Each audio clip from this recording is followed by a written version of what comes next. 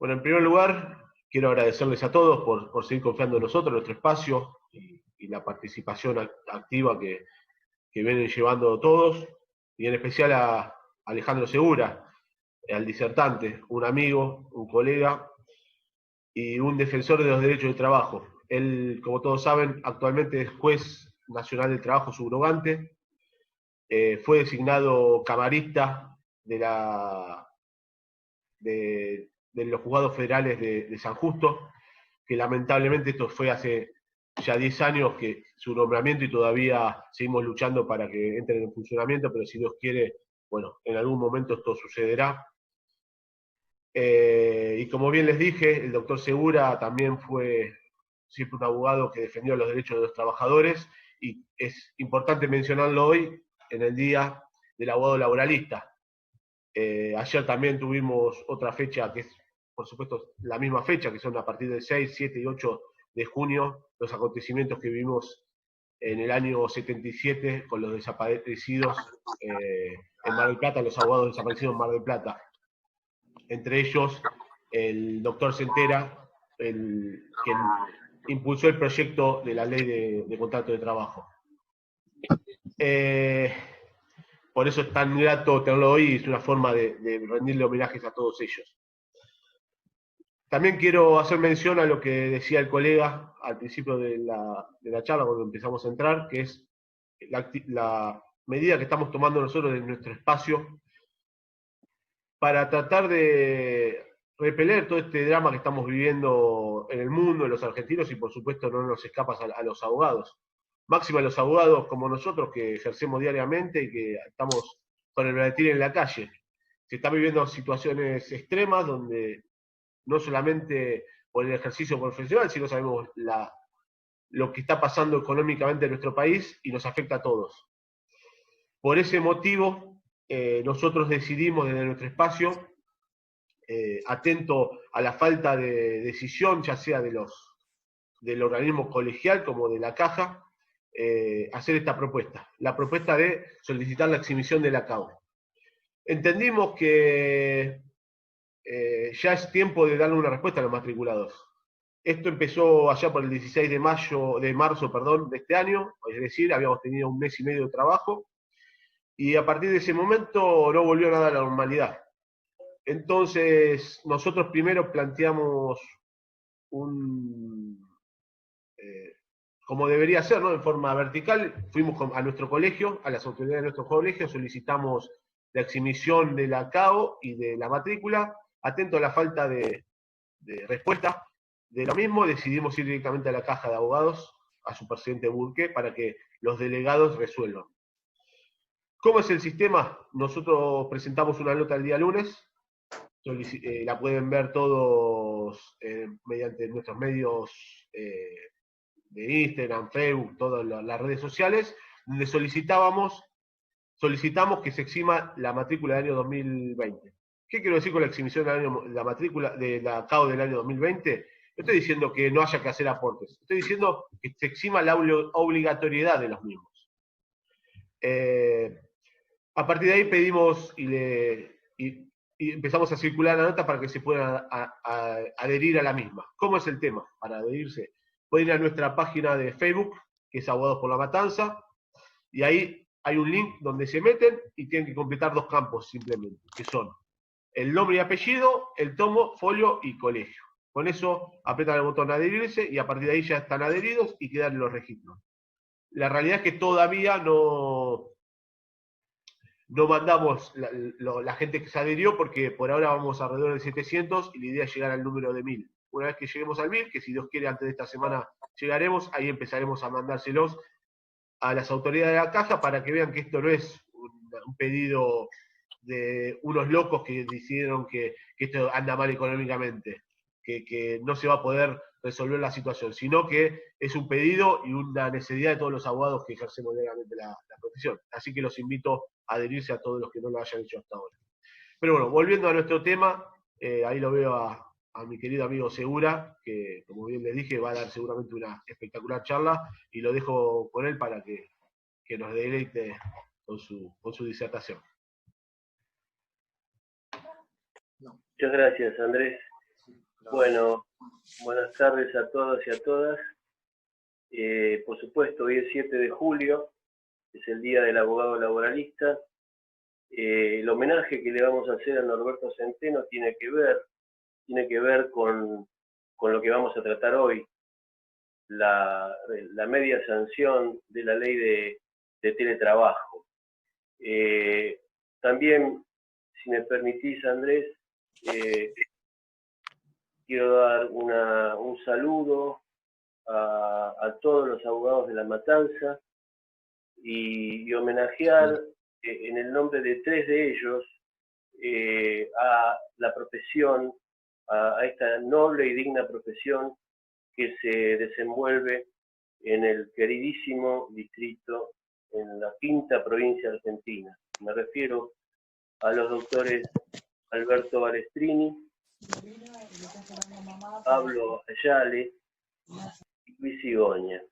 En ellos 3 yo quiero brindar mi homenaje y quiero destacarlos por todo lo que han hecho, tanto sea por la institución del Colegio de Abogados de La Matanza, por la Universidad de La Matanza y la Justicia Federal de San Justo, que sería la tercera pata que falta en ese trípode para asentar en nuestro distrito los derechos económicos, sociales y culturales del pueblo.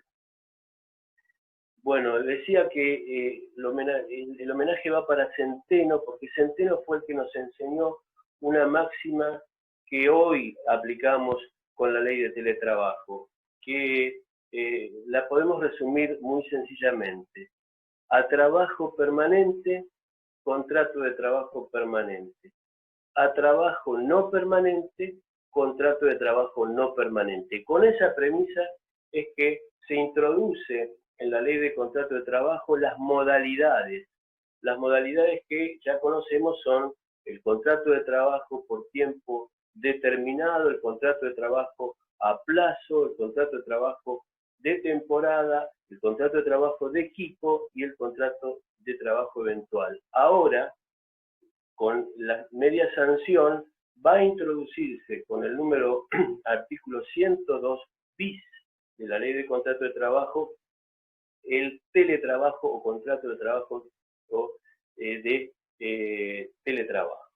Entonces, lo importante es, la definición, como definición, va a ser que estamos hablando de una modalidad de trabajo, con lo cual lo que estamos haciendo es adecuar el derecho a una realidad preexistente, así como el contrato de trabajo de temporada es una realidad que se da en todos los sitios turísticos, o también en algunas actividades en donde los picos de trabajo exigen una contratación mayor, es decir, que la realidad determina el derecho. El teletrabajo es la realidad que hoy vive nuestro pueblo y que de una manera rápida y de una manera concreta la democracia argentina ha sabido canalizar a través de una ley que trata de, como veremos seguidamente, se asienta sobre los 3 pilares en los que se desenvuelve el derecho.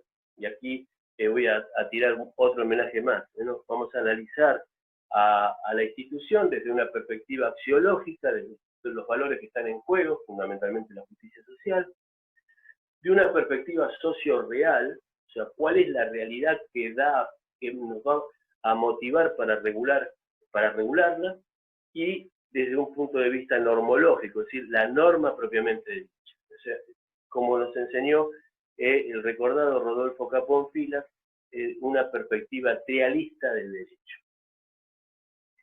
La ley de contrato de trabajo es un ordenador del trabajo propiamente dicho. Y por eso ubicar al teletrabajo en su seno, entonces, recordemos, ya va a ser el 5º homenaje, recordemos lo que nos decía Moisés Ney.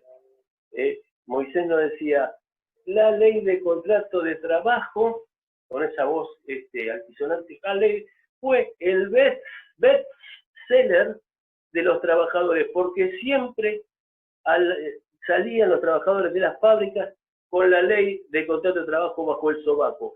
Eso significaba la socialización de una norma, la penetración de la norma en nuestro pueblo. Cómo nuestro pueblo empezó a saber, sin necesidad de ir a un abogado, cuántos días de vacaciones tenía, cómo era, si tenía que pedir una licencia, qué tenía que hacer si era suspendido, cuáles eran sus derechos, sus obligaciones, cuáles eran todo el desenvolvimiento de la relación laboral en un librito solo, y eso fue lo que hizo Centeno, y por eso Centeno fue asesinado por esa patota criminal del Mar del Plata. Y aquí ubicar al teletrabajo, la realidad de hoy que está viviendo nuestro pueblo, en esa normativa, es una señal semiótica importantísima. O sea, va a formar parte de este plexo normativo que ordena la vida social, ordena el trabajo. El trabajo es el gran ordenador social. Y significa una buena y saludable forma de adaptabilidad del derecho a la realidad social. Porque no es la adaptabilidad que nos quiere meter el neoliberalismo, es decir, que cada uno se salve, la individualización del contrato de trabajo. Esta es una adaptabilidad sana. Aparece la norma para proteger a los desvalidos. Entonces vamos a entrar en este triple juego. La axiología, la sociología y la norma propiamente dicha. O sea, cuáles son los valores en juego, cuál es el sustrato socio-real y cuál es la respuesta rápida que ha tenido la democracia argentina para regular a esta situación. Voy a tomar como punto de partida axiológico un documento elaborado por el punto de encuentro teletrabajo, que es un lugar metodológico compuesto por cuadros vinculados a los distintos abordajes del mundo del trabajo. Este punto de encuentro del teletrabajo elaboró el documento denominado Derechos de los teletrabajadores y teletrabajadoras. Y a él me remito y bueno, después el doctor Ayale, si quieren, yo lo voy a distribuir este documento de la manera que se canalice institucionalmente. Este documento tiene su base en tres principios que forman parte del pensamiento nodal del Papa Francisco, que son: la praxis es superior a la teoría, 1, el tiempo es superior al espacio, y el poliedro explica más que la esfera. Esta es la formación, o sea, la formación de este documento que lo ubica como, ha dicho el senador provincial, el compañero muy querido,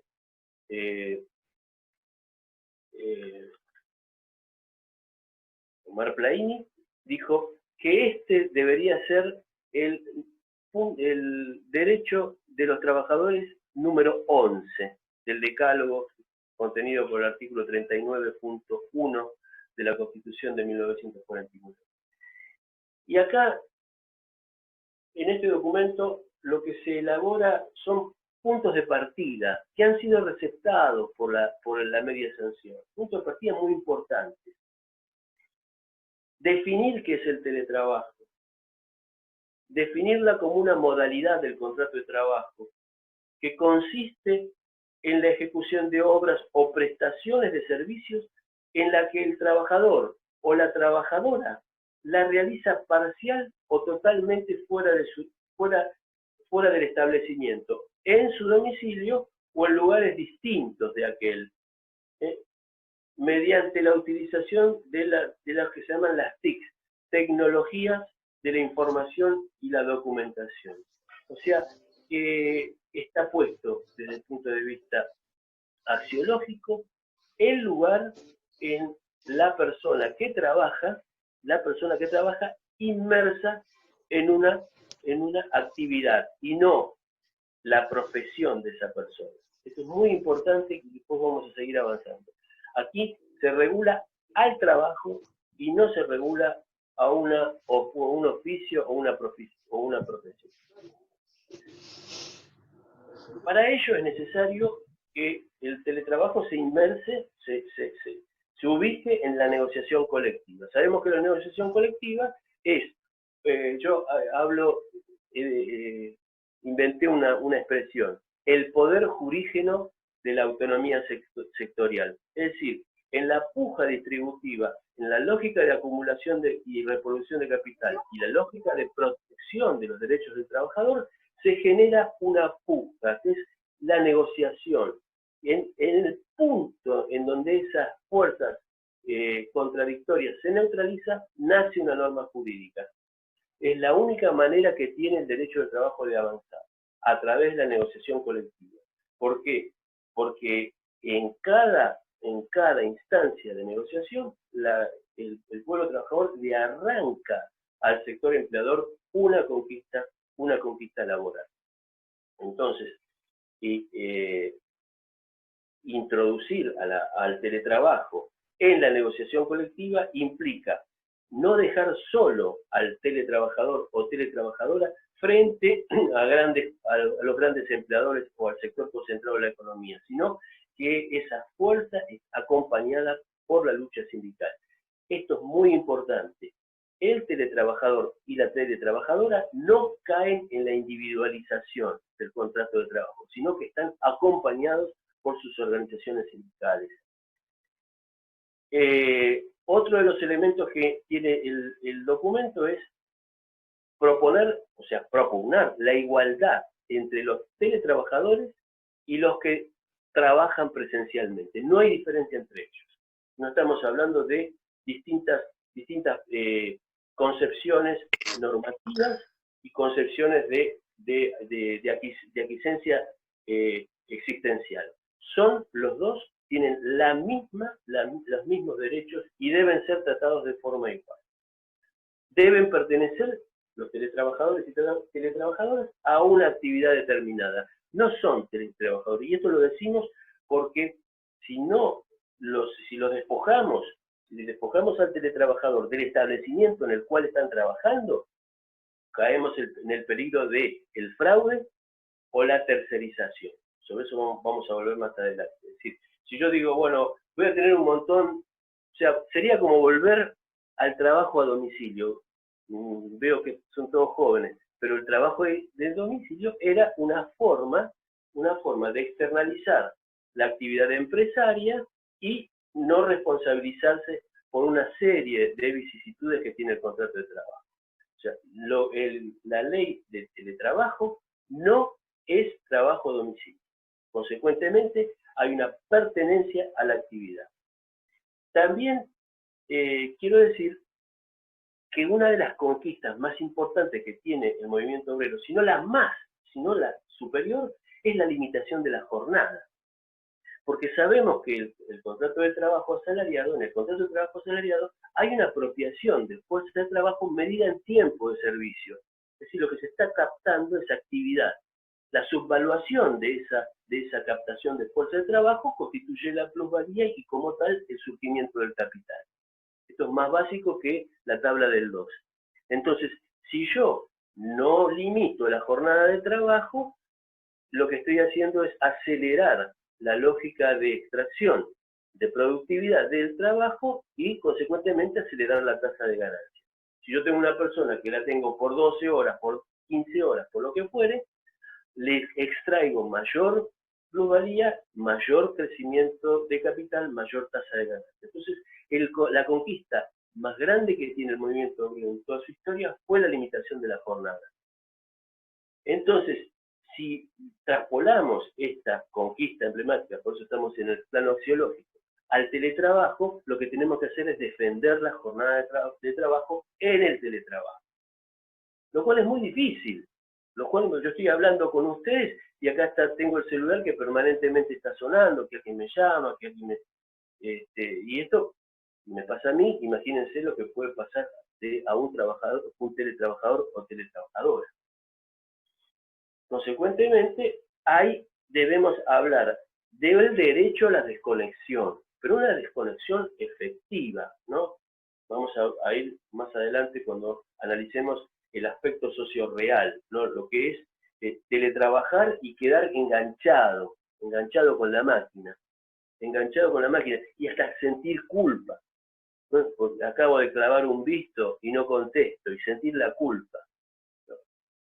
La limitación de la jornada de trabajo. Otro elemento fundamental, pero que está en la médula de lo que es justo para esta institución, es compatibilizar los tiempos de trabajo con los tiempos familiares y de descanso. Es decir, darle a esta institución una perspectiva de género, como nos han enseñado la desconstrucción que tenemos que hacer todos y todas de estas estructuras patriarcales en donde la mujer tiene que atender las cosas de la casa, bla, bla, bla. O sea, nosotros tenemos que, para que esta ley sea justa, garantizar los trabajos de cuidado y escindirlos de los trabajos del teletrabajo propiamente dicho. Otro punto que revela en este documento, repito, para los que se van sumando, los derechos de los teletrabajadores y teletrabajadoras, punto de encuentro de teletrabajo. Otro de los grandes puntos se trata de la reversibilidad como garantía de que este teletrabajo es voluntario. La persona puede o no acceder a ese teletrabajo. También para romper la brecha que existe entre las clases sociales, cuando veamos la parte socio-real, vamos a ver que los deciles más bajos, ¿no?, de nuestra economía, las personas que están en situación de vulnerabilidad no acceden o tienen problemas para acceder a las tecnologías, y puede hablarse de una analfabetización, bueno, lo dije mal, no importa, pero me entienden, digital, ¿no? Es importante acompañar con un fuerte proceso de capacitación a los que están más postergados para romper y reducir la brecha digital. Y finalmente, no es posible una normativa sobre teletrabajo si no se contemplan normas específicas de protección, de prevención y de mejoramiento de las condiciones y medio ambiente de trabajo. Este sería todos los condicionamientos axiológicos para contemplar una regulación justa del teletrabajo. Ahora pasemos a los condicionamientos sociológicos, ¿no? Recordemos acá por filas. Entrada axiológica, entrada socio-real, salida, la norma. Una norma es como un locro. Es un locro donde se pone valores y realidades. Se cuece y se sirve la norma. La norma jurídica debe responder a una axiología concreta, que para el mundo del trabajo es la justicia social, y un condicionamiento socio-real. ¿Cuál es el condicionamiento socio-real de toda norma jurídica laboral? Fundamentalmente, que estamos hablando de partes que no son igualmente reales. Son iguales en el sentido kantiano del término, formalmente iguales, pero existe una desigualdad sustancial en el mundo del trabajo, desde el más encumbrado de los que pudieran ser trabajadores, los mejores remunerados, hasta el último que constituye ello en la hiposuficiencia negocial. Es decir, una persona, para poder integrarse al mercado económico y social, debe enajenar su fuerza de trabajo, y como tal está sometido a condicionamientos de la realidad que le impiden desenvolverse con absoluta libertad. Para eso, por supuesto, la libertad será recobrada de manera colectiva por el movimiento sindical y su voluntad se potenciará. Por eso en este sentido, las normas de teletrabajo deben estar apuntaladas por un fuerte acompañamiento sindical.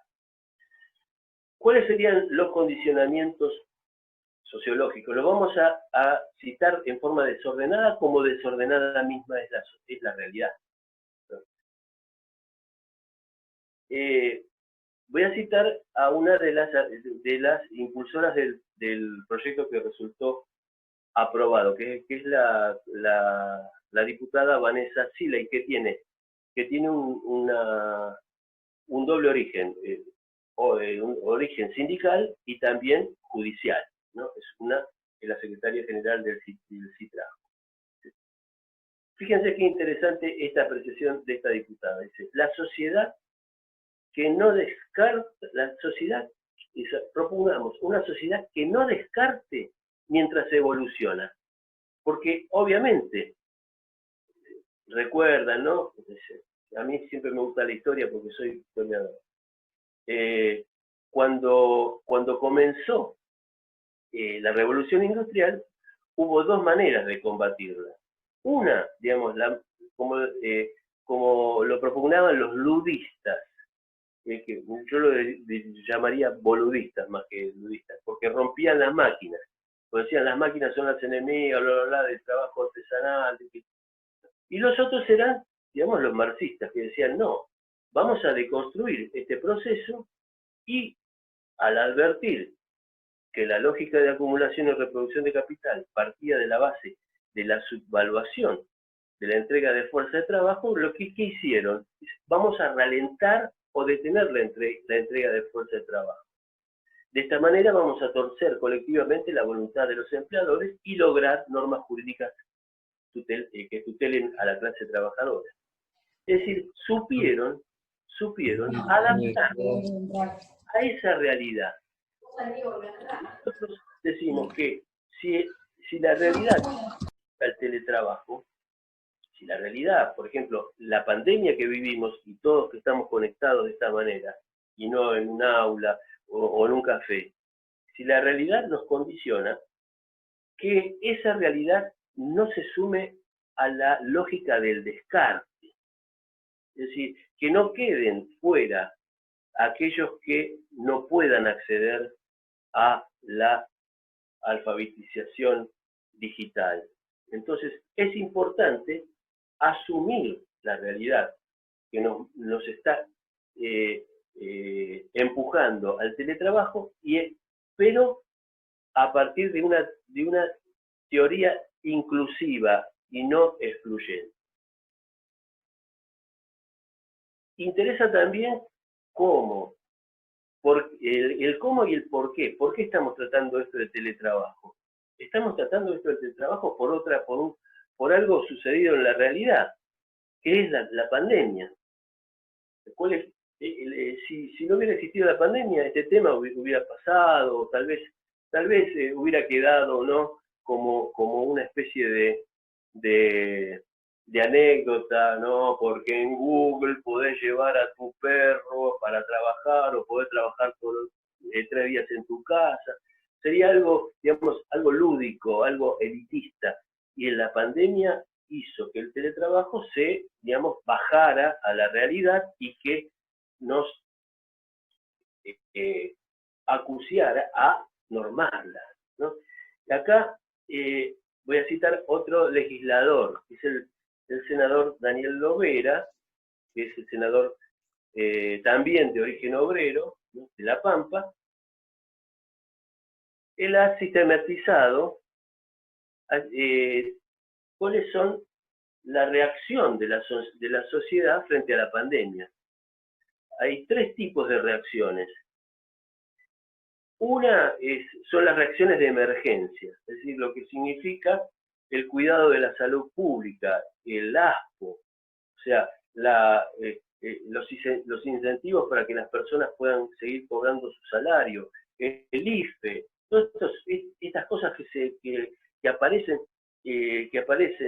y que se regulan son requerimientos de emergencia, que probablemente cuando se supere la pandemia Algunos de ellos no van a seguir existiendo. Esperemos. Una segunda línea, dice este senador, serían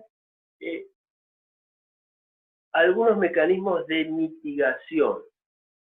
Proteger el puesto de trabajo. Proteger el puesto de trabajo significa impedir o prohibir los despidos arbitrarios o improcedentes o fundados en causas económicas, y las suspensiones también fundadas en causas económicas. Esos son algunos mecanismos, digamos, que ayudan a mitigar los efectos de la pandemia. Y los terceros, bien los está situando este senador, los terceros serían mecanismos de adaptación al nuevo escenario. Y esto es uno de ellos. La sociedad ha impuesto el teletrabajo sin una normativa preexistente. Lo ha impuesto como un condicionamiento de la realidad. El tema es cómo lo ha impuesto, y acá es donde opera el derecho del trabajo.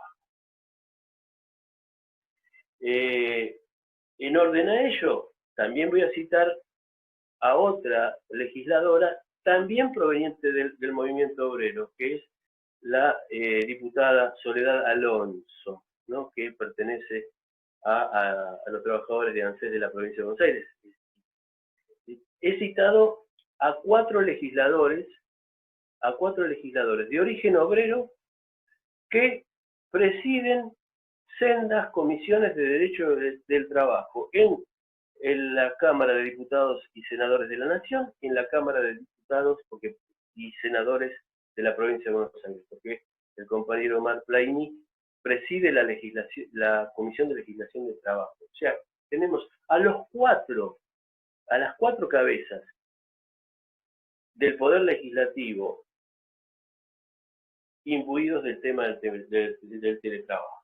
Y dice Soledad Alonso, lo que no se nombra y lo que no se dice queda invisibilizado.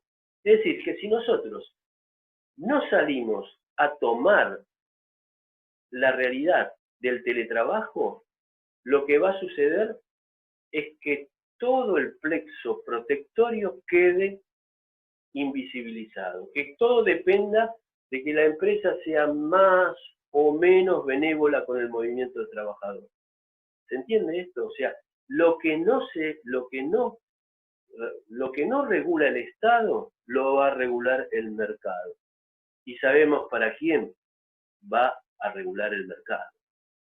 Si aparece el Estado, es para tutelar los derechos de los más desaventajados. Ese es el sentido de un movimiento que no está adscripto en el neoliberalismo. Entonces tenemos que es importante, o sea, también es importante esta mención, lo que no se nombra y lo que no se dice está invisibilizado, porque la ley sale a nombrar, sale a mencionar y sale a regular algo que obviamente está invisibilizado en la sociedad. Que de ahí, gracias a la labor del movimiento de Ni Una Menos y por el martirio de Micaela García, se empieza a ver algo que estaba invisibilizado y que ahora se empieza a ver, que es el patriarcado.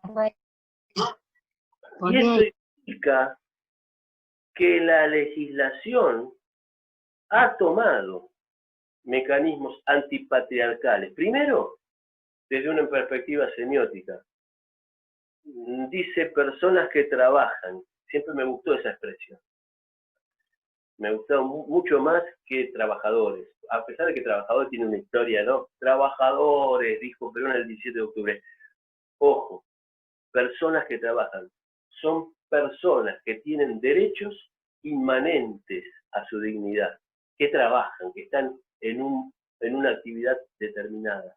Eso implica desestructurar la mención de que solamente parecería que somos los hombres los que trabajamos. Y por otro lado, al mencionar las tareas de cuidado, volver, o sea, poner el acento en que hay infinidad de tareas llevadas fundamentalmente por las mujeres, que son las tareas del hogar, las familiares, las de cuidado de los hijos menores y de las personas mayores muchas veces, y de los discapacitados, que no entran, que parecería que no existieran, y sí existen. También, bueno, veo que hay 2 o 3 personas que manejan el derecho civil y de familia. También entró a través del Código Civil y Comercial de la Nación la valorización de estas tareas.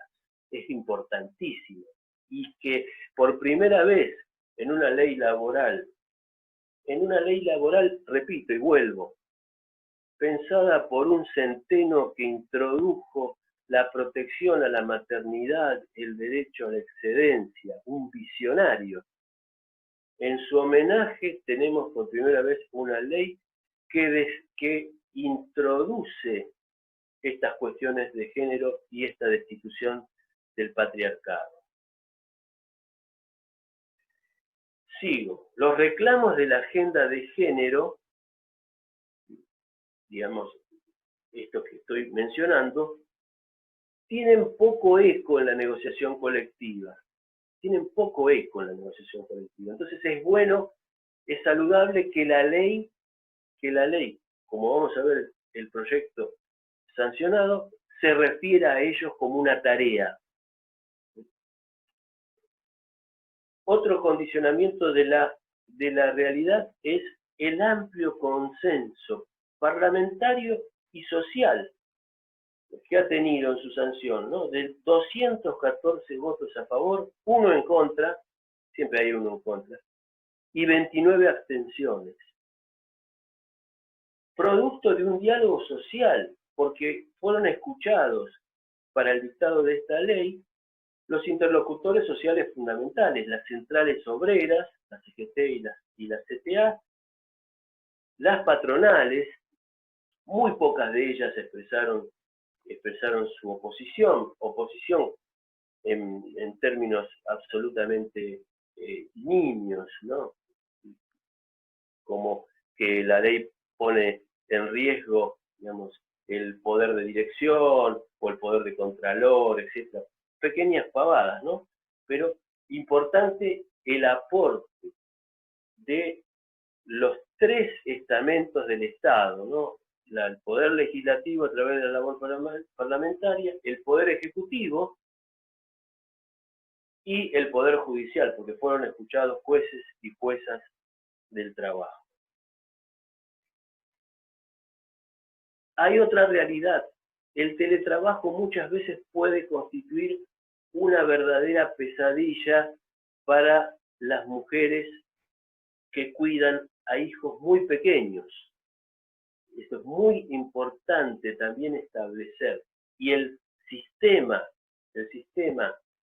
que va a recoger la ley contempla esa posibilidad de escindir de forma, digamos, imperativa lo que va a ser la prestación del trabajo propiamente dicho y el tiempo necesario para las tareas de cuidado.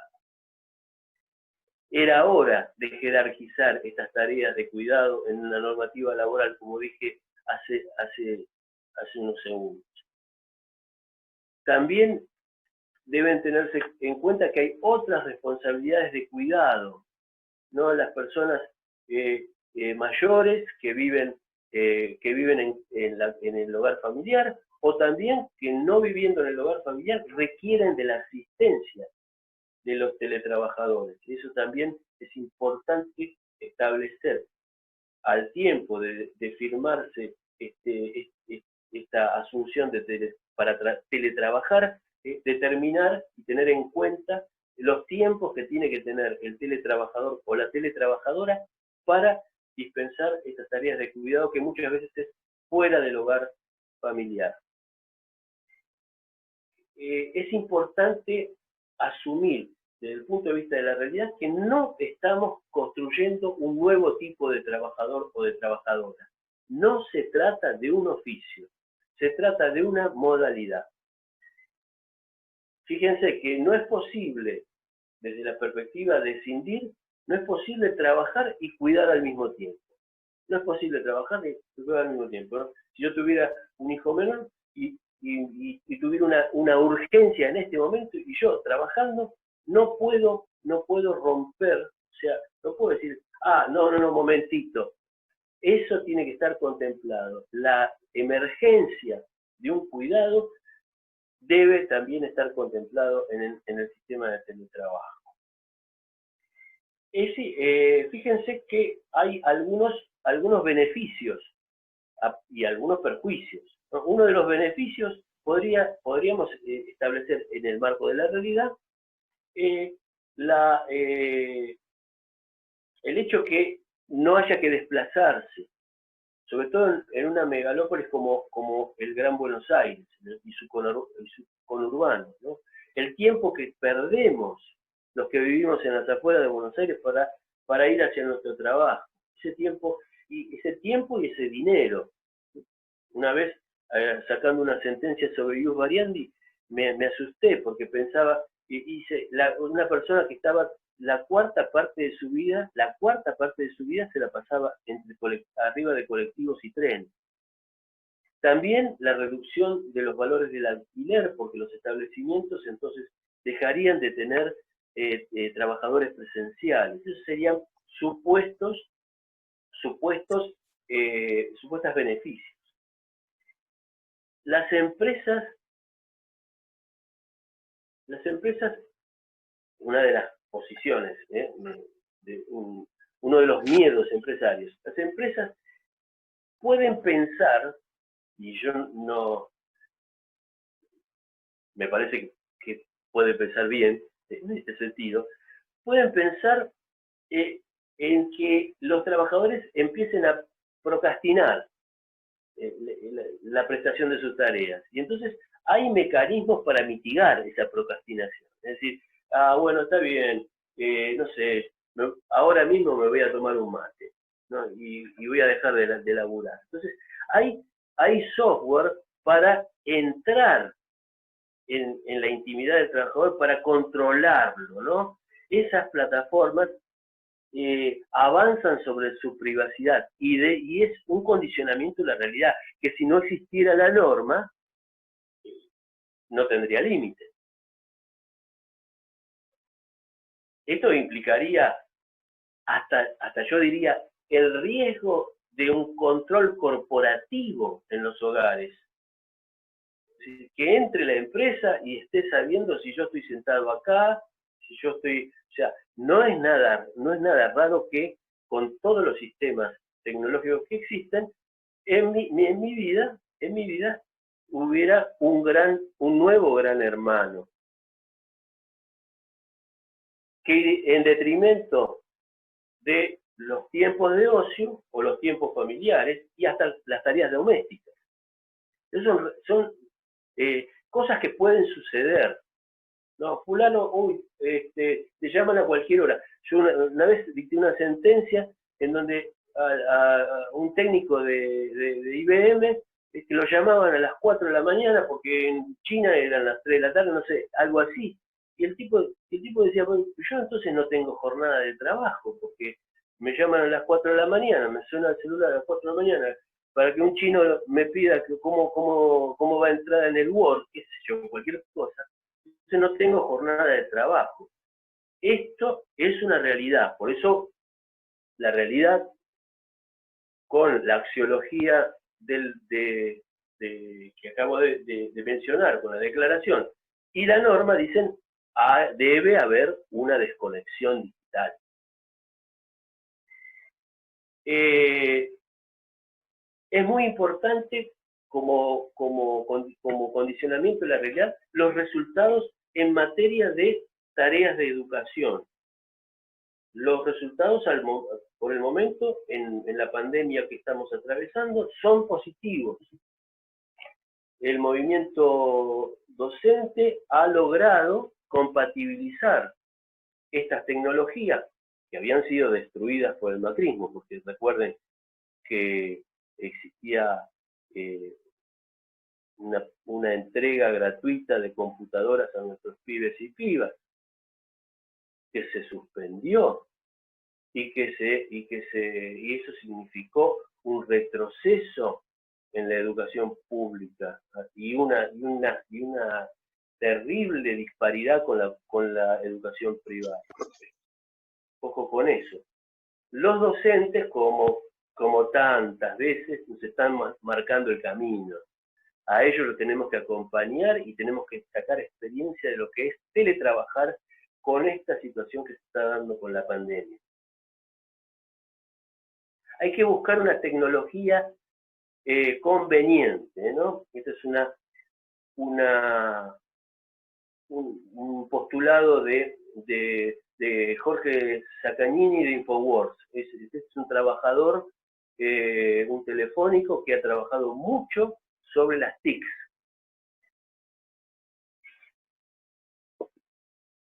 El tema de la intromisión en la vida privada de las personas y el derecho a la desconexión.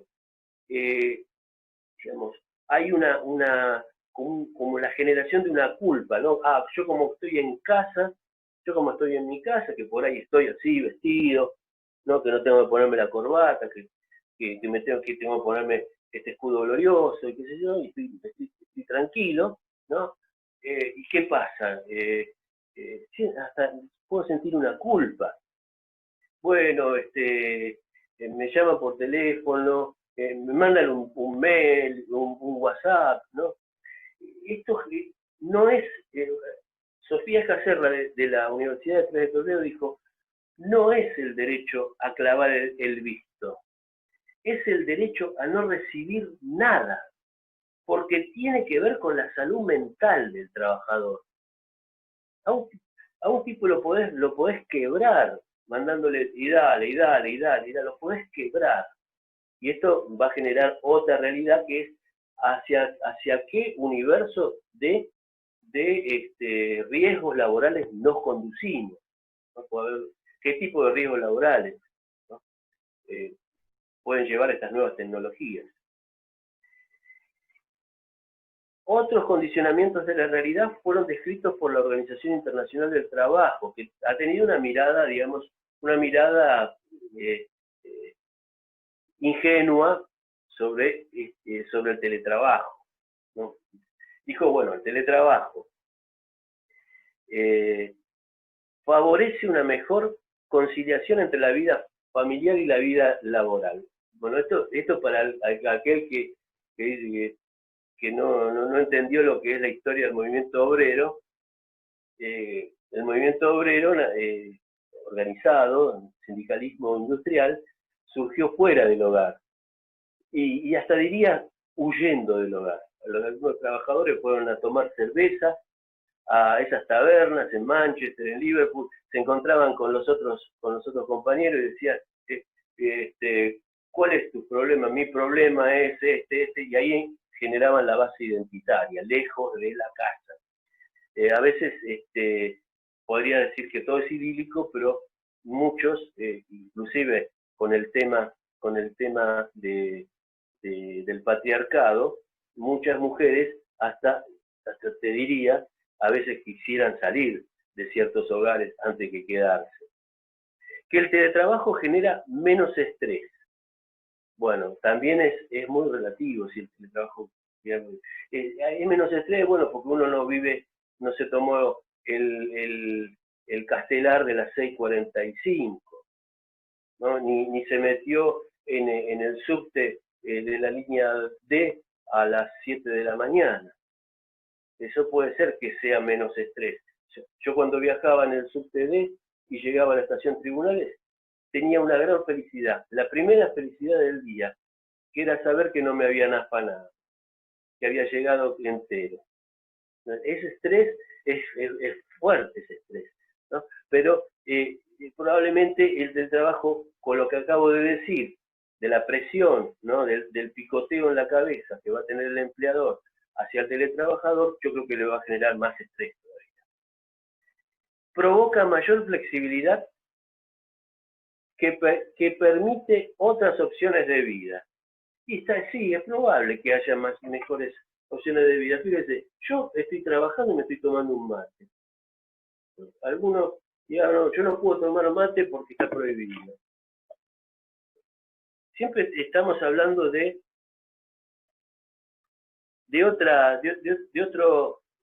otro elemento importante, que es que la inmensa mayoría de la actividad laboral no puede traducirse a través de teletrabajo. Y la más importante, porque la más importante es la tarea productiva, donde más se genera producto bruto, es en el trabajo industrial. Es donde hay una acumulación de plusvalía. El servicio, lo que puede prestar un trabajador simbólico, un trabajador, un teletrabajador o una teletrabajadora, es carga fabril para el trabajo industrial.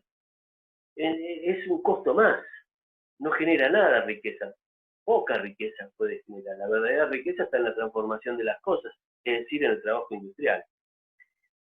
El CIPEC, que es el Centro de Implementación de Políticas Públicas para la Equidad y el Crecimiento, sostiene que el 40% de los trabajos no tienen ninguna posibilidad de realizarse en forma virtual.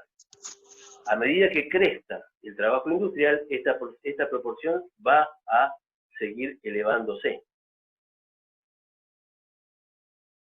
Hay un riesgo fundado que si no se regula sobre la base de los condicionamientos axiológicos al teletrabajo, pueda transformarse en una nueva forma de flexibilización laboral.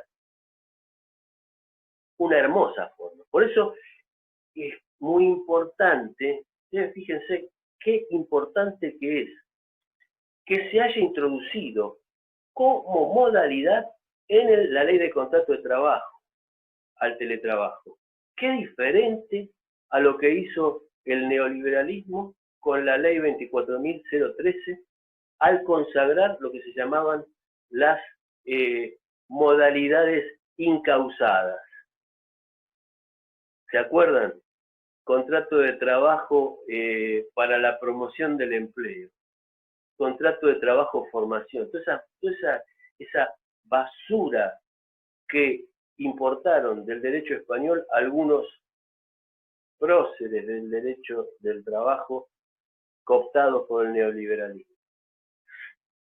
Si nosotros no regulamos al teletrabajo como modalidad inmersa en un colectivo del modo que se está haciendo, caemos en el riesgo de trasladar a las casas a bicicleteros o trabajadores de delivery. Es decir, precarizarlos. Es decir, bueno, usted lo contrato para que me haga esto, esto y esto, y individualizar esa relación. Menos mal que se tomó este condicionamiento de la realidad para adecuarlo axiológicamente y sacar una norma jurídica como la que vamos a ver. Otro condicionamiento de la realidad, el riesgo de invisibilizar la existencia de una relación de trabajo y generar horas excesivas sin pago de horas extras. Importantísimo regular la jornada del teletrabajador. Es importantísimo porque, como dije hace unos minutitos atrás, en la jornada de trabajo está la clave del capitalismo. A mayor jornada de trabajo, mayor plusvalía, mayor tasa de ganancia. Si yo limito la jornada de trabajo, lo que estoy haciendo es detener o ralentar el proceso de acumulación y reproducción del capital con su consecuente ley del espejo, mejorar las condiciones de trabajo de los trabajadores. Entonces, si yo no pongo el tema de la jornada de trabajo como querían algunos, que se regulara el teletrabajo sin limitación de jornada de trabajo, lo que estoy haciendo entonces es darle una herramienta al sector empleador para seguir acumulando y reproduciendo el capital. A veces otro condicionamiento real, socio-real, sería la adaptación, ¿no? Si la casa está preparada para teletrabajar o no. Si el teletrabajador o la teletrabajadora tiene un lugar, digamos, un lugar ideal, se me escapó la palabra, un lugar idóneo para que pueda llevar a cabo en condiciones de dignidad el teletrabajo. O sea, el teletrabajo en una casilla, en un lugar acotado, debe haber un marco previo como para que esa persona pueda realizar la tarea que se le va a exigir en condiciones de dignidad y en condiciones de indemnidad. Eso es una apreciación que ha hecho la diputada Claudia Ormachea, que es una especialista en este tema de la asociación bancaria, que dijo que en algunos casos no están preparadas las circunstancias como para teletrabajar. Por eso es importante el derecho a la voluntariedad y la reversibilidad. O sea, a mí yo puedo decir, bueno, está bien, voy a probar de teletrabajar y veo que no, que es un desastre, que mi vida se fue al demonio, que tengo el perro que me está ladrando en la cabeza, que el pibe me tira del pantalón, entonces yo no, y que vivo en un lugar que no está preparado, que no tiene las dimensiones y privacidad suficiente, entonces yo que digo, no, flaco, voy a volver a el establecimiento. Y que no sufrir perjuicio por eso. Fíjense qué importante que son estos condicionamientos de la realidad, si el legislador los ha tenido en cuenta para plasmar la norma. El riesgo de que se desdibujen los horarios, o sea, cuando uno empieza a perder los límites, ¿no? Son las 2 de la mañana y estoy terminando un laburo. No, me voy a, te llaman para comer y no vas. O sea, que se empiece a desorganizar la vida y que sí, se desorganiza la vida personal del teletrabajador o teletrabajadora a expensas de la mejor explotación de su fuerza laboral. La brecha es una realidad. El decil más alto es el que contiene a la cantidad de trabajadores que más posibilidades tienen de acceder al teletrabajo. Y el decil más bajo está aportando menos del 3% de los trabajos que se pueden realizar en casa. Imaginemos, si apenas saben leer y escribir, imagínense la brecha simbólica, digital que existe como para poder empezar a trabajar. Y esto podría ser una puerta que se cierra para entrar al empleo. Usted sabe manejar una computadora, usted sabe, bla, bla, bla, ¿no? Son condicionamientos de la realidad que exigen la capacitación. Entonces, con estos condicionamientos de la realidad y con estos condicionamientos axiológicos sale la norma. Y la norma tiene, como dijimos al principio, una gran virtud que es introducir en el ámbito de la ley de contrato de trabajo a toda la normativa.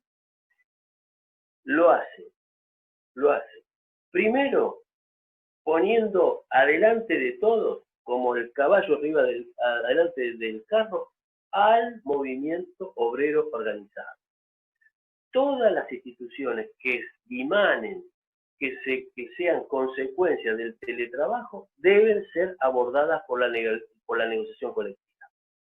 Lo que implica que el teletrabajador o teletrabajadora no entra solo a este juego, entra como diría Humberto Eco, a hombros del movimiento obrero, con una fuerza negocial potente, robusta, dada por el movimiento obrero. Y está bien que el artículo primero del proyecto destaque el rol del movimiento obrero.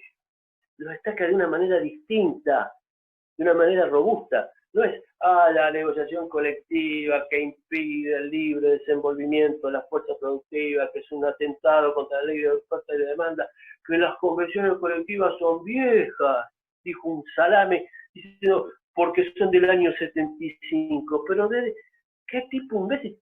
¿No sabe que todos los años se renueva la negociación colectiva?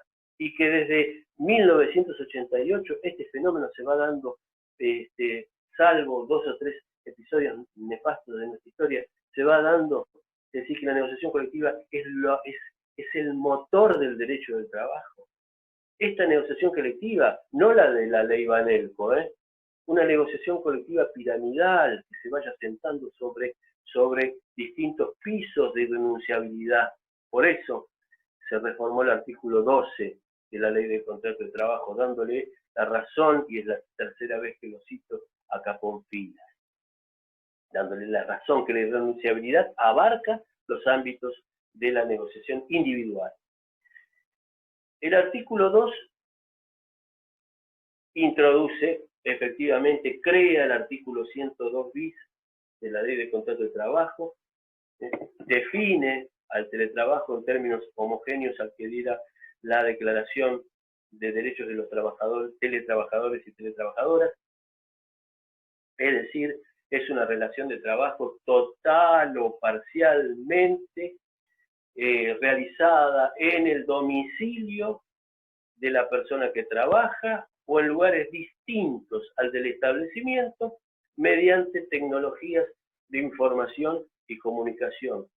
Los presupuestos legales van a ser regulados por una ley especial, que es esta misma ley, dice el artículo 102. Es decir, que ya está haciendo las dos cositas, ¿no?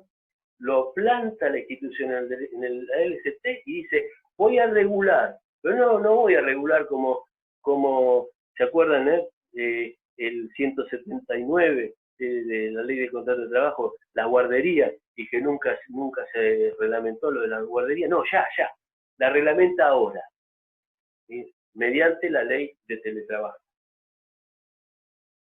El artículo 3, fíjense cómo se va desenvolviendo esta semiología de la ley, ¿sí? Equipara a las personas que trabajan con la modalidad presencial. Es decir, no hay diferencia entre el teletrabajador y la teletrabajadora y el trabajador o la trabajadora presencial, lo que implica que los dos tienen la misma actividad, oficio, profesión o categoría en el sentido de construcción de base identitaria.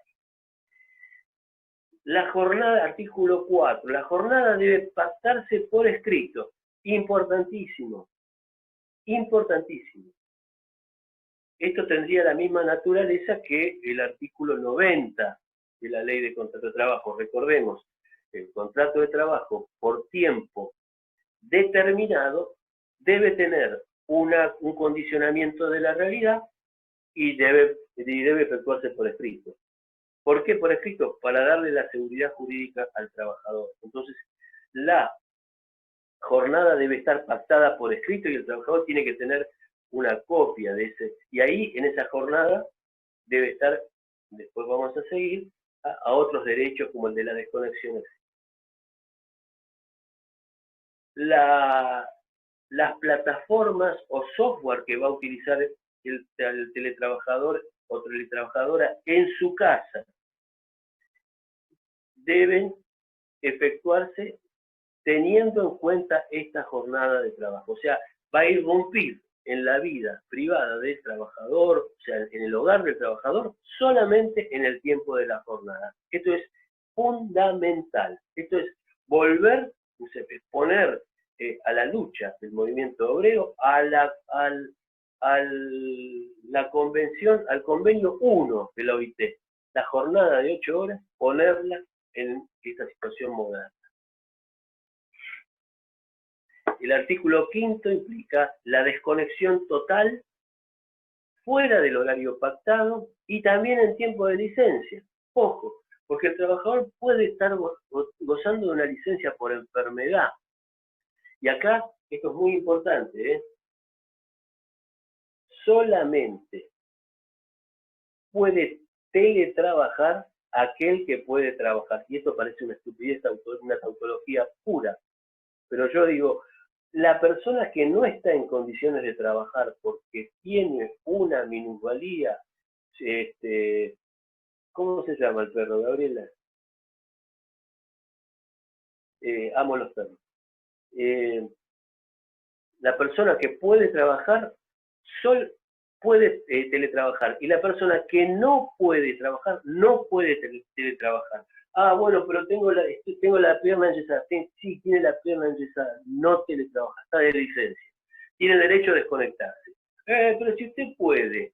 No, yo no puedo, porque estoy de licencia. Estoy de licencia por enfermedad. Estoy de licencia por matrimonio. Estoy de licencia por embarazo. Entonces no puedo, yo apago la máquina. He tenido casos, he dictado sentencias de mujeres que estaban gozando de su licencia posparto y la empresa lo obligaba a teletrabajar. O sea, ¿por qué lo hacía la empresa? Porque no existía una norma como el artículo 5 del proyecto. El artículo 6 habla de los cuidados. ¿Qué son las tareas de cuidado? Primero, debe haber una acreditación. Como todo derecho, debe haber una carga formal. ¿Se acuerdan, no? Del contrato de trabajo nos enseñó Justo López, nos dijo, el contrato de trabajo tiene deberes, derechos, poderes y cargas. Las cargas, las famosas cargas que deben ser ejercidas bajo percibimiento de perder un derecho. Entonces, una de las cargas que introduce el artículo 6 es la acreditación de tareas de cuidado. Ojo, acreditar que yo tengo un hijo menor, una persona mayor que no puede valerse por sí misma. Son personas menores de 13 años. Tener hijos menores de 13 años implica cuidarlos, ocuparse de ellos. Discapacitados, adultos mayores convivientes o no, con asistencia especial.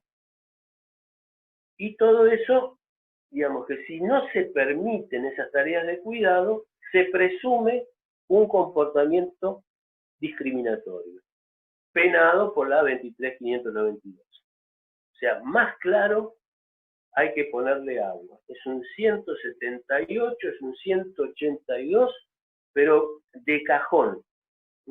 Presunción de discriminación ante el atentado o el impedir las tareas de cuidado. Esto es poner a los derechos de las mujeres,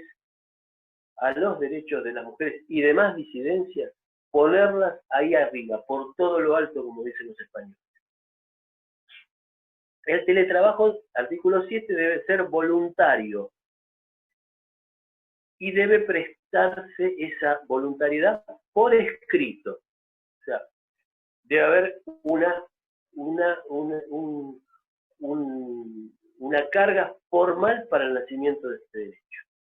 El artículo 8 se refiere a la reversibilidad, que es la garantía de la libertad de escoger esta modalidad. O sea, el consentimiento puede ser revocado en cualquier momento.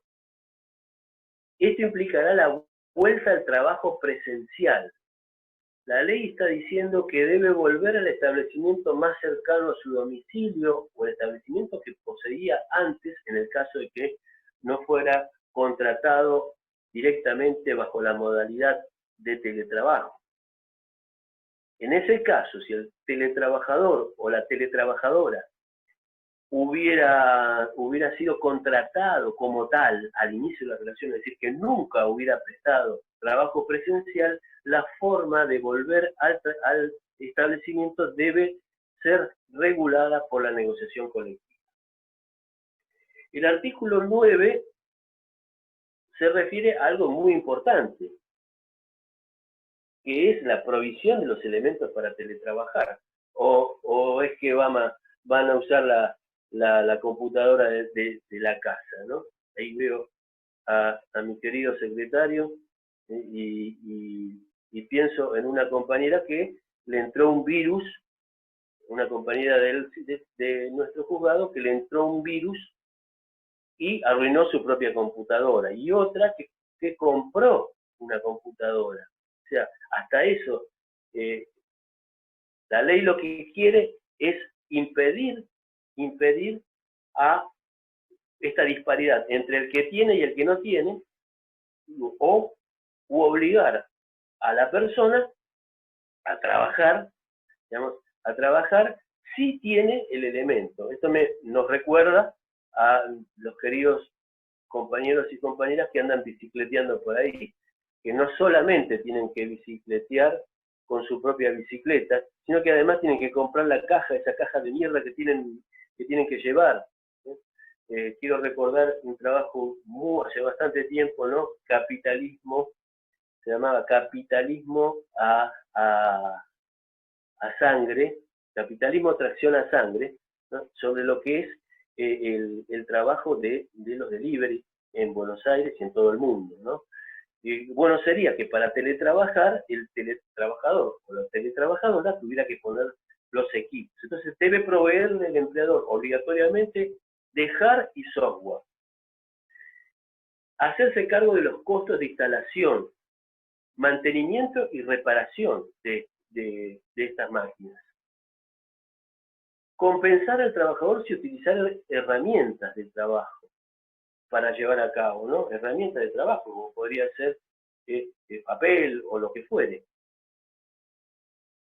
El trabajador está responsabilizado, bueno, siempre es un artículo 86 de la Ley de Contrato de Trabajo, ¿no? Debe responsabilizarse por su correcto uso y no utilización por terceros. Nada de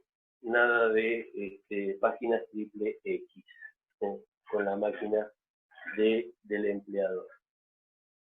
El tiempo que insuma, esto es muy interesante, el tiempo que insuma la reparación de los elementos de trabajo será considerado tiempo de servicio. Es un artículo 103 de la Ley de Contrato de Trabajo. O sea, se rompió la máquina. Si la máquina no fue rota a propósito, el tiempo que insuma la reparación será considerado tiempo de trabajo. Artículo 10. Los gastos de conectividad, los gastos de electricidad o lo que fuere, corren por parte del empleador. Son principios, ¿no? El principio de ajenidad en los riesgos está siempre presente como esta es una ley laboral hecha por gente que sabe derecho del trabajo. El artículo 11 trata sobre la capacitación. ¿Sí? Es obligación para el empleador proporcionar cursos y herramientas de apoyo, ya sea presenciales o virtuales, para la mejor adaptación del teletrabajador o la trabajadora, sin que ello implique mayor carga horaria. Es decir, bueno, el sábado a las 4 de la tarde, cuando juega excursionista, usted va a ir al curso, no.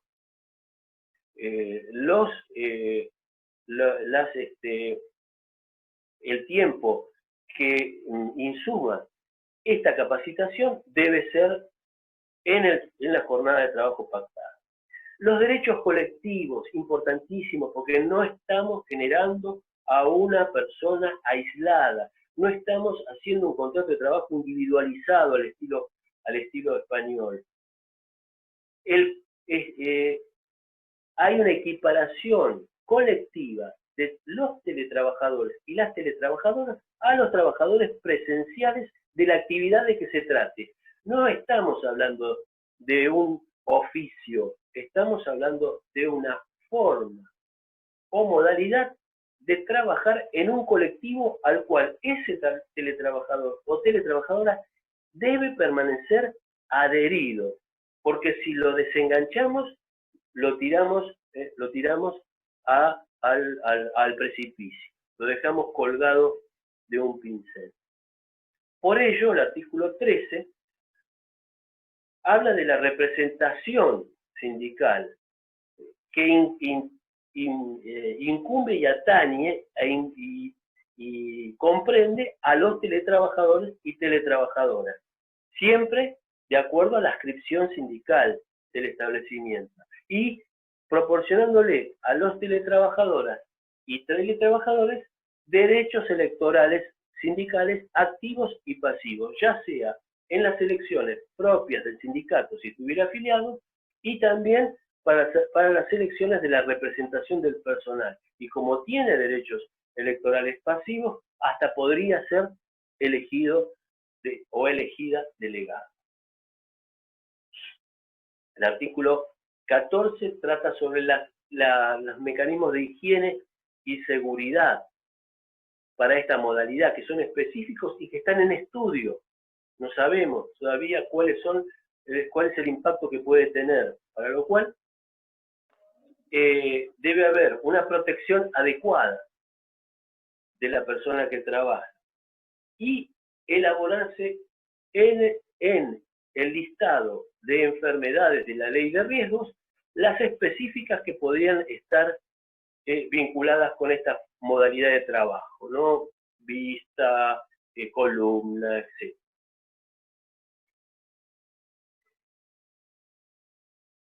Artículo 15. Sistema de control y derecho a la intimidad, ¿no? Acá, evidentemente, como no se está prestando servicio en el establecimiento, los poderes del empleador se van desvaneciendo. Esto pasa mucho cuando se trata, por ejemplo, de viajantes de comercio o de agentes de propaganda médica, o cuando el trabajador sale del establecimiento, se va difuminando el poder de dirección y, consecuentemente, el poder disciplinario. Entonces, ¿cómo se hace para compatibilizar estos poderes que nadie va a negar? Nadie va a negar, como dijo Don Corleone, Corleone no, Barcini dijo que no somos comunistas. Es decir, a Don Corleone le vamos a pagar los servicios por los jueces que compran, porque no somos comunistas, dijo Barcini. Entonces, acá no estamos cuestionando el derecho que tiene el empleador de controlar que el teletrabajador o la trabajadora preste el servicio. No somos tan obtusos para negar ese derecho, pero ese derecho debe contemplar la privacidad de la persona y del domicilio del teletrabajador o de la teletrabajadora. Debe haber un sistema de control que preserve. Esto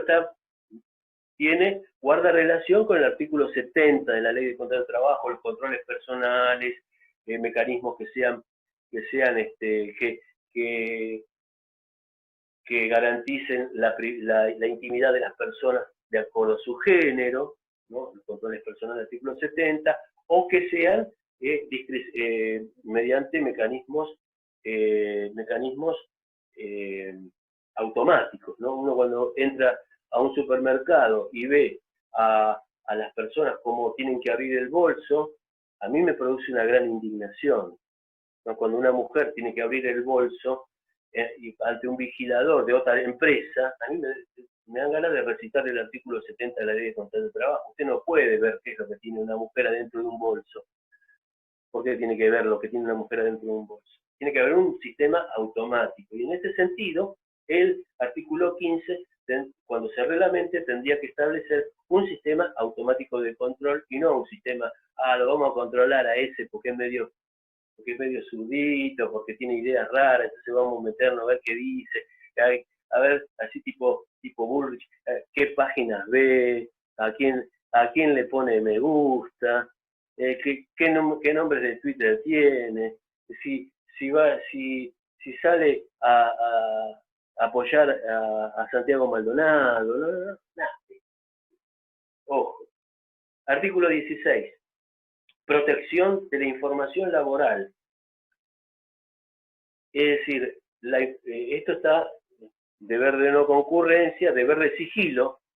Deber de sigilo es un deber de conducta del contrato de trabajo, ¿no? Yo no puedo andar diciendo, mira, ¿sabés lo que está haciendo la empresa? O subirlo, ¿no? Subir a Facebook. Esto es lo que está haciendo la empresa, está haciendo tal cosa, ¿no? El empleador tiene derecho a que se protejan sus datos consistentes en la información laboral, y podría ser la violación de ese deber de conducta, podría llegar a ser injuriosa en los términos del artículo 242. Pero la ley dice claramente que el empleador no puede hacer uso de software de vigilancia que viole la intimidad. O sea, no podría sí, por supuesto, vigilar si está trabajando, pero no qué está sucediendo en el ámbito de su familia. El artículo 17 es muy interesante porque el teletrabajo puede dar pie, el 17 y 18, los dos, puede dar pie al fraude, a un fraude laboral. Claro, como no hay ninguna inspección del trabajo, a la casa del teletrabajador no hay ninguna inspección del trabajo, entonces esto se presta para imagínense, estamos en la Argentina, ¿no? Imagínense, ya mismo están pensando qué es lo que van a hacer, cómo pueden violar la ley. Y este peligro se incentiva con las prestaciones llamadas prestaciones internacionales, es decir, trabajo en plataformas de trabajo que contemplen a varias naciones, ¿no? Tenemos empresarios argentinos que han desarrollado una gran imaginación, o sea, tienen mucha imaginación para burlar la ley, ¿no? Argentina le vende a Vicentín Uruguay, Vicentín Uruguay le da a Paraguay, Paraguay exporta soja más que como si hubieran sembrado todo el país de soja. O sea, tienen una imaginación fantástica. Probablemente en ese tema también hayan desarrollado alguna forma de autopreservación que implicaría la utilización de personas de otras nacionalidades para burlar la ley argentina. Por eso el artículo 17 dice que se va a aplicar a este contrato de trabajo o de teletrabajo la ley de ejecución de las tareas o la ley del domicilio del empleador, según sea más beneficiosa. O sea, es el artículo 3 de la ley de contrato de trabajo, pero mejoradito. O sea, la ley de ejecución de las tareas, que es lo que dice la ley de contrato de trabajo, pero también la ley de domicilio del empleador. No sea cosa que un empleador argentino empiece a contratar teletrabajadores de la República Bolivariana de Venezuela y no les pague de acuerdo a la ley argentina. Pero los extranjeros no residentes no pueden trabajar en esta modalidad salvo autorización de la autoridad de aplicación. El problema es que va a ser muy difícil controlar todo esto, porque imagínense, ya hay una nube en donde puede entrar cualquiera de cualquier lugar del mundo, y cómo hace el ministerio para poder preservar los derechos de esos trabajadores y trabajadoras que prestan servicios para la Argentina y cobran de acuerdo a otra legislación. El artículo 18 establece cuál es el rol que juega el Ministerio de Trabajo en esta normativa. Es importante. Volvemos a la época de Mario Bravo. Yo siempre lo cito a Mario Bravo porque fue el tipo que frotó la bola y salió, o frotó la lámpara y salió el genio, ¿no? El derecho del trabajo es de naturaleza nacional. Forma parte de las facultades delegadas por las provincias en el viejo artículo 67, inciso 11 de la Constitución Nacional, o 75, inciso 22. Es decir, el derecho del trabajo no puede ser distinto en la provincia de Buenos Aires que en la provincia de La Rioja. Es un único derecho del trabajo, y eso fue gracias a don Mario Bravo. Y gracias al peronismo, que al crear la Secretaría de Trabajo y Previsión y federalizarla, le dio sentido federal al derecho del trabajo. Si no hubiera sido un derecho del trabajo para las provincias más productivas y un derecho del trabajo para las oligarquías provinciales. Y en esto se sigue la misma regla. Al mencionar como autoridad de aplicación de la norma al Ministerio de Trabajo y Seguridad Social de la Nación, no de las provincias, que debe reglamentar en el plazo de 90 días, que es un término prudencial, debe reglamentar un registro para tener noción de las empresas que utilizan esta modalidad, donde todas las empresas que quieran utilizarla deben inscribirse allí. Deben registrar el software o las plataformas que van a utilizar para organizar el teletrabajo. Y la nómina del personal teletrabajador. Y de esta nómina, de todo esto, copia al sindicato para que el sindicato pueda garantizar el debido cumplimiento de la normativa.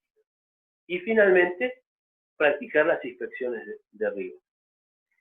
La ley, según su artículo 19, va a comenzar a tener vigencia a los 90 días de terminado el aislamiento preventivo social obligatorio.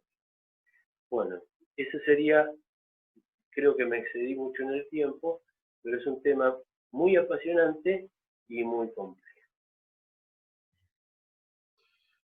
Espectacular, Alejandro. Bueno, te felicito y gracias por la disertación. Si te parece, abrimos unos minutitos, tampoco queda mucho tiempo, para consultas. Si alguno de los colegas quiere hacer alguna pregunta, que abra el micrófono y directamente la realice. Rosana. Buenas tardes. Sí. Quería saber el número de la ley. Disculpe, yo soy estudiante de Derecho. No sé si la dijo, me la perdí. No, todavía no. Tiene media sanción de diputados. Ah, claro, sí. Va a entrar esta semana en senadores y creo que no va a haber ningún problema en que sea. ¿No? El texto lo pueden encontrar en la página de diputados. No puedo usar pero no tengo el número de orden del día, pero el texto ya está publicado. ¿Alguna consulta más? La veo en la doctora Forcilito. Una pregunta, ¿puede ser? Sí. Acá. Después de la doctora. No, por favor, pregunte. Adelante. Bueno. ¿Qué tal, doctor Segura? Alejandro Enríquez, lo saludo. Alejandro es hijo de un gran abogado histórico de la UOM, y dentro de poco con él le vamos a dar una sorpresa a todos los laboralistas del país. Lo dejamos ahí. Exactamente. Buenísimo. Alejandro, con respecto, digamos, al tema de los accidentes de trabajo dentro, digamos, de la casa. Ese es un tema que no sé si el proyecto lo contempla. ¿Se escucha? Sí, lo que dice el proyecto es que debe proporcionarse una protección adecuada al personal y debe introducirse en el listado de las enfermedades de la LRT las atinentes al teletrabajo propiamente dicho. Obviamente, si se trata de un accidente traumático, una caída o lo que fuere, será una cuestión de hecho y prueba demostrar que el mismo tuvo lugar con motivo y en ocasión de ese teletrabajo. Pero en principio el proyecto está tratando sobre las llamadas enfermedades profesionales o enfermedades accidentes. En todo caso, de debí Bueno. reiterar en cada caso que la legislación que acabo de mencionar es un piso mínimo que va a ser mejorado por la negociación colectiva y obviamente en cada caso concreto y debido a cada actividad podría ser regulada de esta manera, más beneficiosa.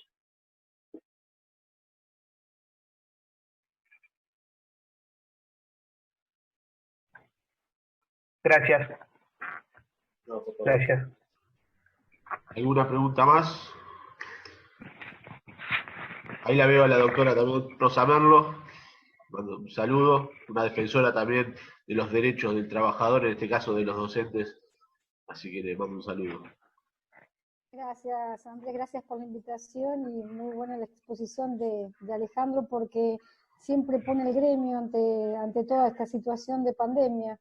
Nosotros hicimos un trabajo sobre el teletrabajo, así que ahí después se lo voy a pasar a Alejandro para que lo tenga porque nos toma sin herramientas y a los alumnos también sin herramientas, no preparados, así que esperemos que el teletrabajo se pueda regular, se pueda teletrabajar y obviamente el sindicato es una herramienta hoy por hoy, una de las más importantes porque ahí decía Alejandro el tema de la elección de un delegado, el tema de una licencia, el tema de poder garantizar que uno está enfermo y no puede teletrabajar, o sea, muchas cosas confluyen, así que bueno, agradecer la exposición de Alejandro y saludarlos por el Día del Abogado Laboralista hoy, ¿no?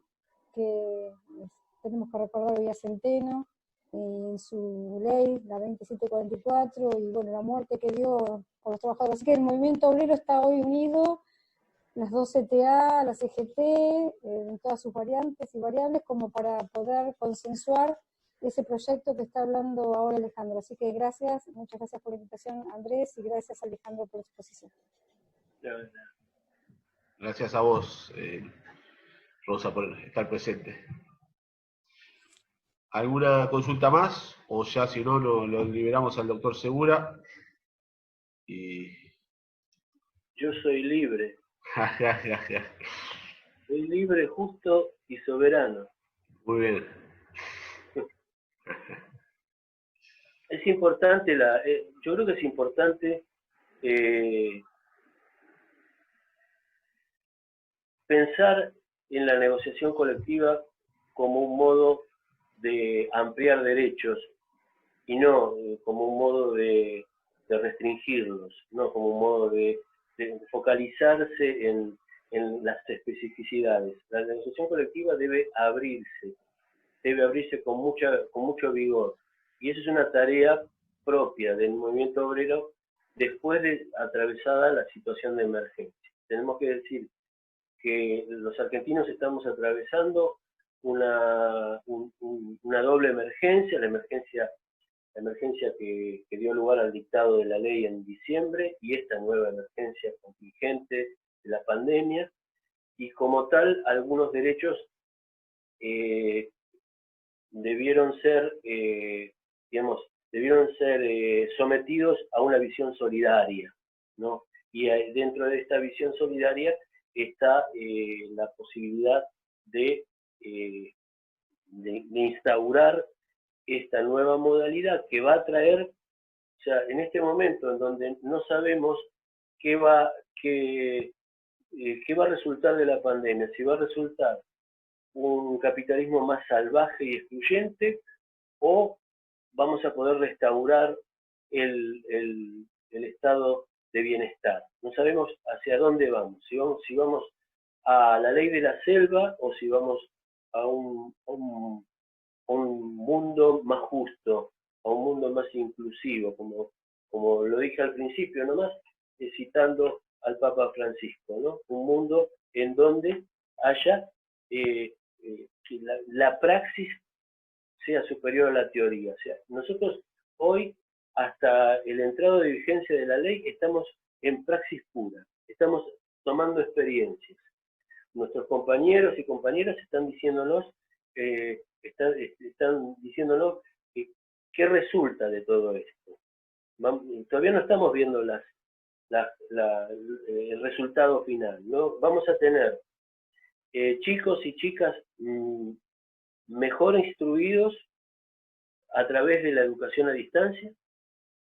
En la facultad, en la UNLAM, nosotros tenemos un sistema muy bueno que se llama Miel, y vamos a tener mejores egresados en mi materia, por ejemplo, o no. No sabemos.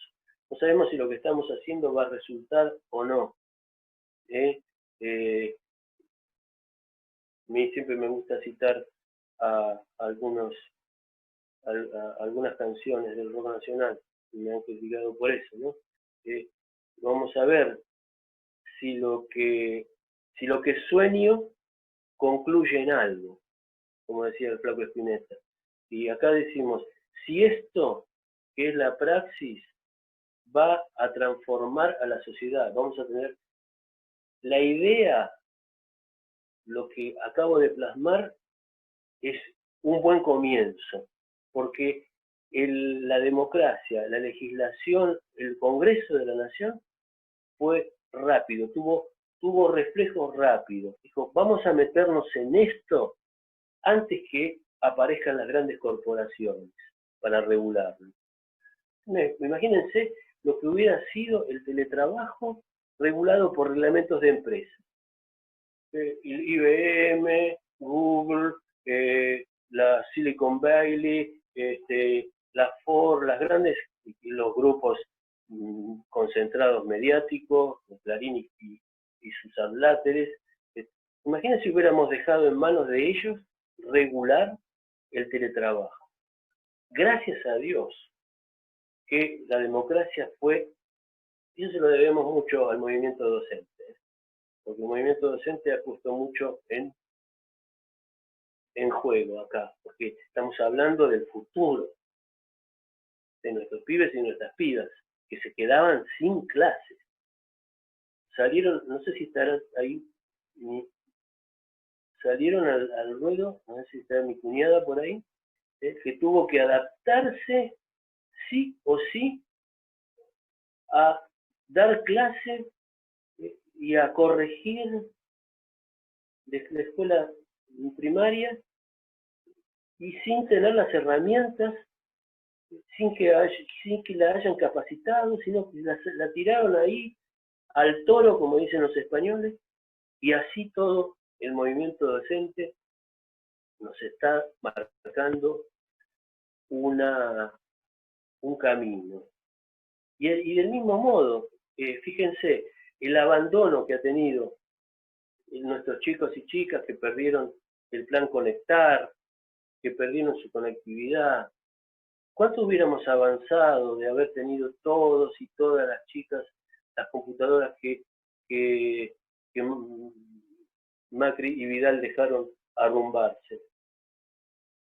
Todo tiene que ver con todo, queridos compañeros y compañeras.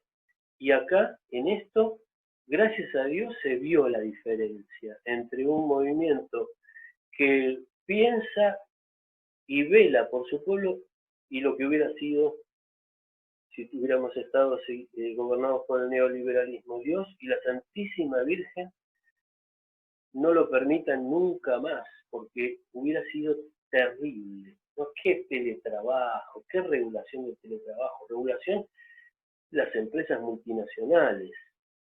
Que los chicos que vayan al colegio, que se mueran todos, y si son pobres que se mueran mejor. O sea, hubiera sido terrible.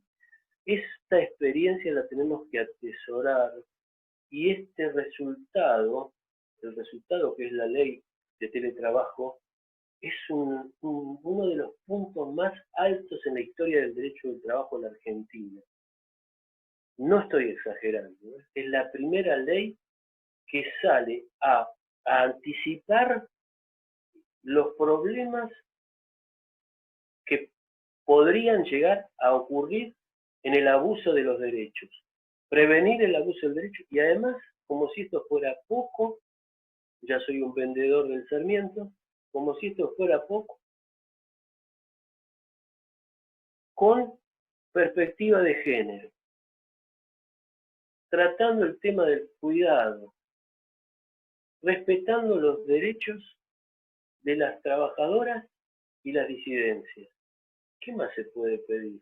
Qué gran experiencia que tiene en tan poco tiempo en este proceso de reconstrucción nacional, en tan poco tiempo haber reaccionado con esta firmeza. Y, insisto, gracias al apoyo del movimiento obrero, porque el movimiento obrero se dio cuenta enseguida que lo podían primerear, y lo primero que hizo fue tratar de darle tratamiento legislativo a algo que, si no hubiera tenido tratamiento legislativo, sería la ley de la selva. Hubieran arrasado con todo. Para cablear y para espiar nacieron. Imagínense lo que hubiera sido teletrabajar bajo el signo del neoliberalismo. En ese sentido, creo que todos los que estamos acá tenemos que salir a estudiar y a difundir esta ley, para que en la negociación colectiva sea perfeccionada, para que en su aplicación jurisprudencial sea perfeccionada. O sea, es un buen comienzo, es como tener una herramienta para mejorar los derechos de los trabajadores y trabajadoras, adaptando los tiempos que vienen, ¿no? La sociedad no descarta mientras evoluciona. No estamos tirando a los pobres y a los analfabetos digitales por la ventana. Los tenemos que incluir. Si el mundo marcha hacia mayores formas de teletrabajo, nosotros, yo siempre, acá la tengo, yo siempre tomo la parábola de los talentos, ¿no? Todos los que estamos acá, que recibimos en la lotería natural y social, porque son dos loterías las que atraviesa el ser humano. La natural, porque recibió algo más en la cabeza para pensar y para transmitir. Y la social, porque tuvo la suerte de tener un hogar en donde pudo comer, educarse y ser profesional. Dios nos dio esto, y como dice la parábola de los talentos, tenemos mayor obligación. Estamos obligados a servir a los otros, a los desvalidos, a los que están abajo. Y nosotros tenemos que salir a difundir esta legislación, tenemos que salir a ampliar mediante la negociación colectiva estos derechos que está reconociendo la ley, porque en esas manos está el futuro. Si no, se trataría de una mera herramienta jurídica. Y nosotros creemos que el derecho es poder, pero también es resistencia frente al poder. Que el derecho, como resistencia frente al poder, tiene una vocación transformadora.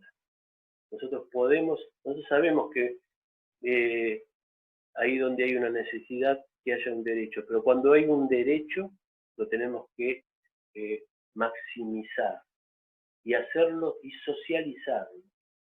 Porque sería fácil hacer una ley, hicieron una ley, pero no la cumple nadie.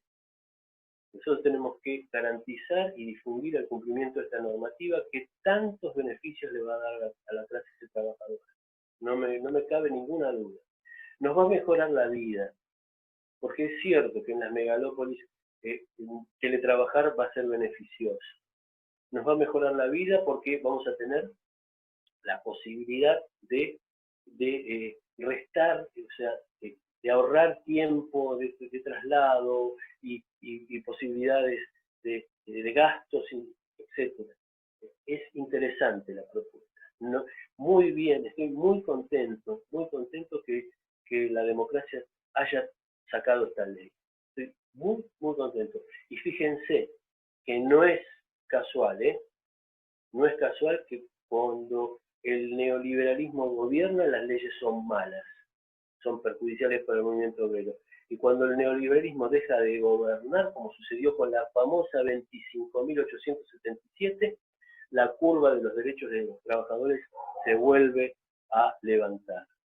Esto es el corsi ricorsi de la historia, el flujo y reflujo de masas, como decía un señor llamado Santucho, pero en el sentido progresivo de los derechos. Tenemos que aprovechar esa ola para hacer que estos derechos lleguen a todos y a todas, a los que están abajo. Esta ley es muy importante, y ya digamos que ya me fui de recontramando. Bueno, Alejandro, realmente espectacular. Ya queda poquito tiempo, así que simplemente agradecerte por tu labor, bueno, por la charla que nos diste y por tu labor diaria de defender todos los días los derechos del trabajador. Y gracias a todos por acompañarnos. Voy a dar un último aviso. El último aviso es, en el año 2007 salió la ley de creación de la Justicia Federal de San Juan, 2007. En 2009 los jueces ganamos los concursos. En el 2012, pasó un tiempo, nos designaron jueces. 2012. Todavía no se implementó ese sueño de Alberto Balestrini. En el rumbo de los 5 jueces, 3 jueces de Cámara y 2 jueces de primera instancia, uno falleció, el doctor Alonso falleció. Es el primer y único caso en la historia de la justicia de la Argentina de un juez designado que no pudo asumir. La otra, la doctora Viviana Pérez, se acaba de jubilar. Es decir, los que no se mueren o no se jubilan, seguimos envejeciendo. Por eso, como yo soy un luchador nato y quiero cumplir el sueño de Alberto Balestrini, lo quiero cumplir. Voy a proponer, estoy preparando y terminando, que se habilite a la Justicia Federal de San Justo bajo la forma digital. Es decir, sin papel, porque la excusa ha sido siempre que no hay un edificio para proveernos, porque tiene que tener tantos metros, ¿verdad? Una burocracia impresionante, no hay plata, no. Entonces, está bien, no tengamos un edificio, trabajemos virtualmente. Podemos hacerlo porque la justicia no va a recibir expedientes de otra jurisdicción. Empezamos de cero. Entonces podemos empezar de cero con un expediente digital. Y si tenemos que tomar una audiencia, le pediremos a la Universidad de La Matanza que nos preste un aula o a la municipalidad que nos dé un lugar para hacer la audiencia. Podemos hacerlo. Esa es mi propuesta. Ya, digamos, no doy más. Porque, como dije antes, uno murió, otra se jubiló, y yo cada vez tengo el pelo más blanco, esperando darle a mis matanceros y matanceras el sueño de mi vida, que era ser su juez federal. Entonces, yo voy a presentar ese trabajo y les voy a participar a ustedes para que vean que si es posible hacerlo. No voy a decir si se puede, sí se puede, no voy a decir que lo vamos a hacer, y si no lo vamos a hacer, no moriremos en el intento. La única lucha que se pierde es la lucha que se abandona, porque está de por medio el sueño de un gran argentino, de un gran matancero, de una persona que nos dejó lamentablemente, que si no se hubiera muerto, nunca jamás hubiera habido, nunca hubiera pasado lo que pasó en el 2000. Si Alberto estuviera entre nosotros, no hubiera existido la desgracia que tuvimos. Eso estoy seguro. Y en su homenaje al hombre que levantó el partido de La Matanza, en su homenaje tiene que tener La Matanza justicia federal. Eso se lo digo a los más jóvenes, a los que están conmigo. Si yo no puedo porque me canso o porque me pasa la de Alonso, listo, que alguien tome el bastón de mariscal y siga la lucha del mundo. Adiós.